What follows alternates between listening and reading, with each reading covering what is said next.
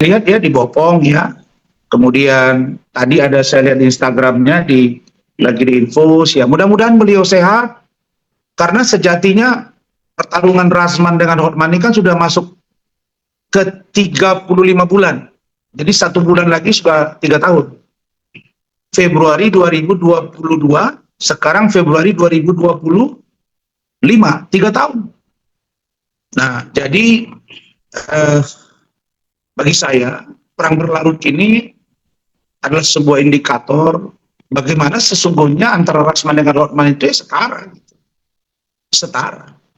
Dan ya mohon maaf ya, mungkin beliau melihat dan mendengar pertanyaan-pertanyaan dari tim RAN dan ya situasi di persidangan, dan itu belum sampai ke saya.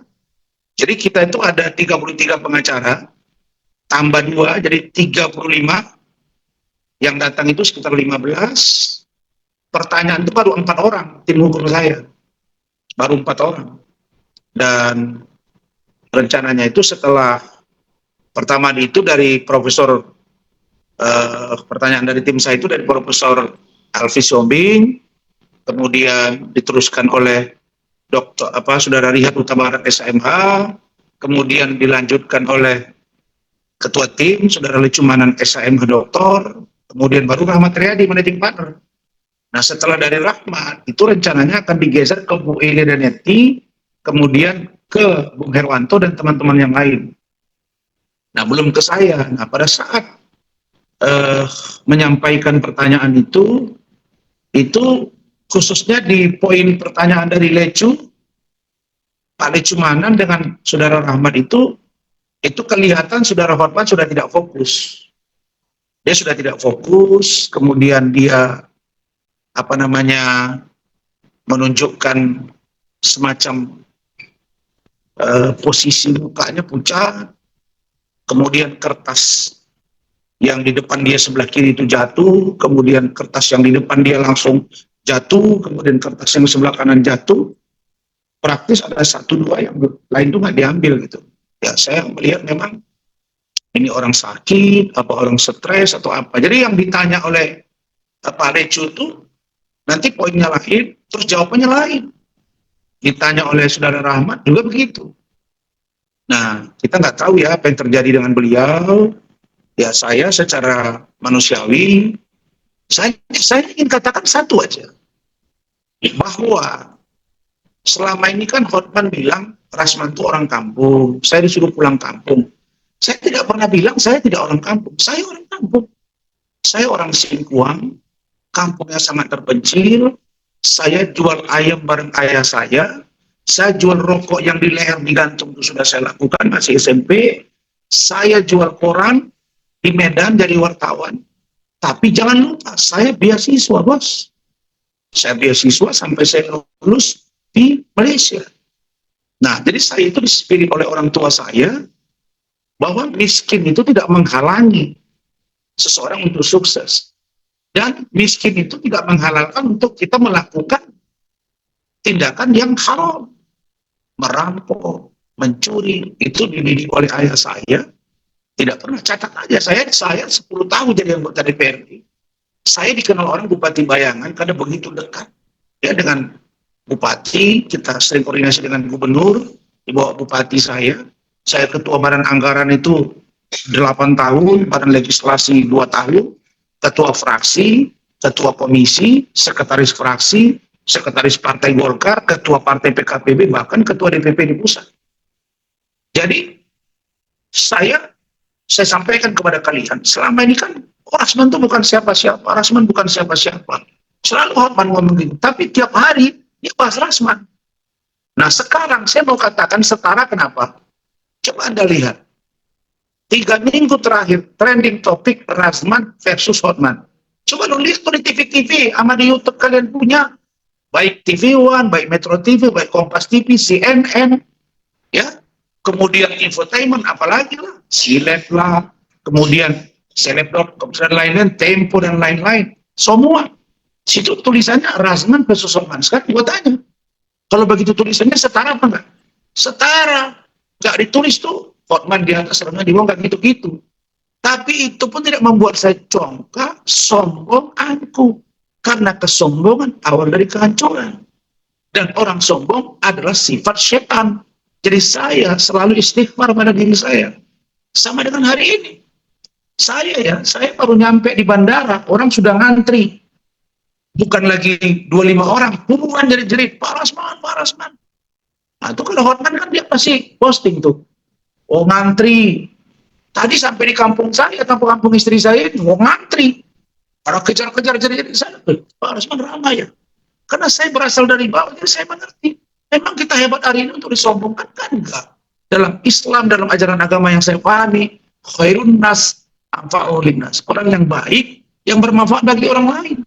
Dan kalau sesama kita sebagai manusia, ada yang sakit, kita doakan dia sehat. Karena sakit itu ada dua pilihannya. Kata Allah, satu menghapuskan dosamu, kalau kau sabar. Yang kedua teguran dari Tuhan, ya koreksi aja. Saya meyakini bahwa di ajaran non-muslim juga begitu. Ya, saya nggak perlu ajari seorang Hotman Paris untuk membaca Injil. Tapi saya kasih aja dia satu firman Tuhan ya, dalam Alkitab. Saya sebut begini, saya baca ya, dalam surat Timotius. Ya, silakan Hotman baca. Dalam surat Timotius, saya lupa ayat berapa. Gitu ya. Ketika Rasul Paulus memberitahu kepada murid-muridnya Timotius bahwa orang baik, ya ingat itu ya, tidak akan pernah terkena bencana, tapi orang fasik pasti celaka. Itu di Alkitab. Artinya orang-orang yang tulus, orang-orang yang rendah hati, orang-orang yang tidak sombong, dia tidak akan terkena bencana. Jauh dari dia itu. Tapi orang yang fasik, orang yang jahat, ya, pasti akan celaka.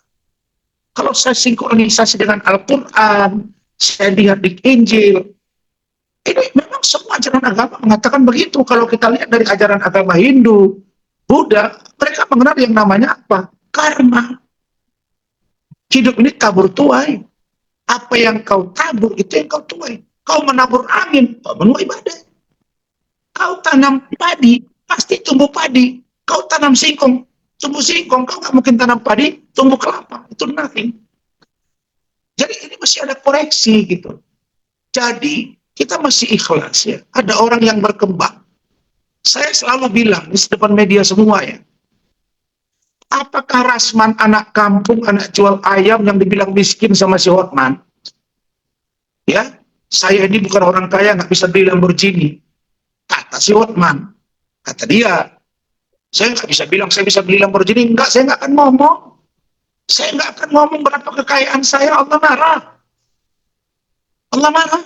Karena hidup saya qanaah. Jadi, dalam ajaran agama yang saya katakan, yang saya pahami bahwa yang harus tinggi adalah harga diri, yang rendah adalah, yang harus tinggi adalah harga diri, yang rendah adalah hati. Bukan dibalik-balik. Nah, jadi kalau saya secara manusiawi, sekali lagi saya katakan bahwa dengan sakitnya saudara Hotman, saya prihatin, saya doakan, semoga beliau sehat, dan kami bisa bersidang untuk tanggal 27 Februari 2025, hari Kamis mendatang. Dan itu akan banyak pertanyaan-pertanyaan yang akan kita pastikan ke dia.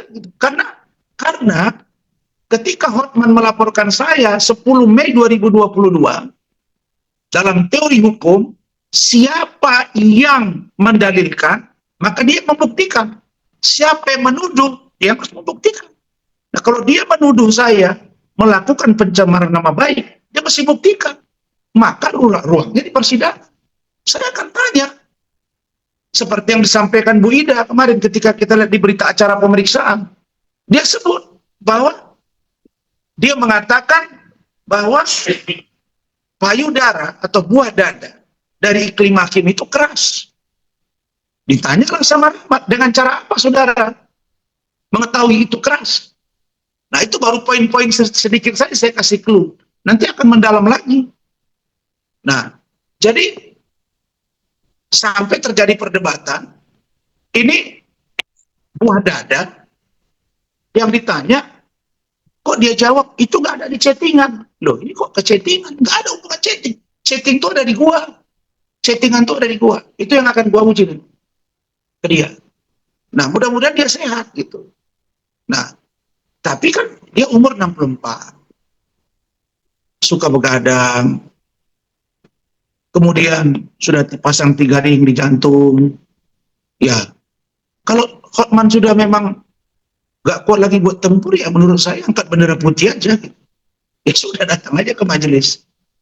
Majelis sudah leh, gua gak usah lagi selesai urusan. Udah, kita maafin. Saya tidak senang ya, ingat ya, saya masih ingat.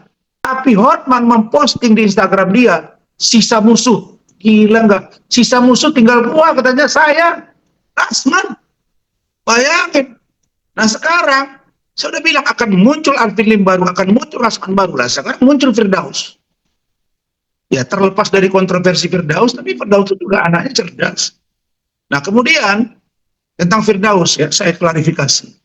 Firdaus dia fokus menangani Parvi, karena dia calon ketua umum Persatuan Artis Film Republik Indonesia atau seluruh Indonesia. Dia fokus ke sana. Di kasus ini, biar dia concern, ini biar kami yang tangani. Jadi jangan ada sampai berita-berita di luaran seolah-olah ya Rasman memecat, ini nggak ada. Kami solid. Tapi dalam penanganan perkara ini kita minta agar Adinda Firdaus fokus di Parvi dan fokus di laporan dari Bapak Ketua PN Jakarta Utara di Baris Krim.